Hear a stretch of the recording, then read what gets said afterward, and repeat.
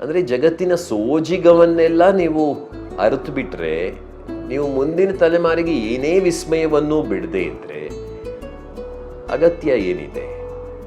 ಆಮೇಲೆ ನೀವು ಇಲ್ಲಿಂದ ಮಂಗಳ ಗ್ರಹಕ್ಕೆ ಹೋಗ್ತೀನಿ ಅಂದ್ರೂ ನೀವು ಇಂಧನ ಯಾವುದು? ಭೂಮಿಯ ಇಂಧನವನ್ನೇ ನೀವು ಬಳಸಬೇಕು. ಭೂಮಿಯನ್ನು ಕುಡಿಸಿಯೇ ಹೋಗುವಂಥದ್ದು. ನಿಮಗೆಲ್ಲ ಮಾತಾಡೋದೇ ಒಂದು ಕೆಲಸ. ಹಾಗಾಗಿ ನೀವು ಪಟ ಪಟ ಪಟ ಪಟ ಅಂತ ಮಾತಾಡ್ತಿರ್ತೀರಿ. ನಿಮ್ಗೇನು ಕೇಳಬೇಕು ಅಂತ ಮುಂಚೆನೇ ಗೊತ್ತಿರುತ್ತೆ. ನನಗೆ ಉತ್ತರ ಏನು ಹೇಳಬೇಕು ಅಂತ ಮೊದಲು ಗೊತ್ತಿರೋದಿಲ್ಲ. ಹಾಗಾಗಿ ನಾನು ಕೆಲವು ಸಾರಿ ನನಗೆ ನಾನೇ ಅಯ್ಯೋ ತಡವರಿಸಿ ಬಿಟ್ನಾ ಅಂತ ಅನಿಸಿದ್ದಿದೆ. ಮತ್ತೆ ವಾಪಸ್ಸು ನನ್ನ ಕೋಶದೊಳಕ್ಕೆ ಹೋಗ ಬಯಸ್ತೇನೆ.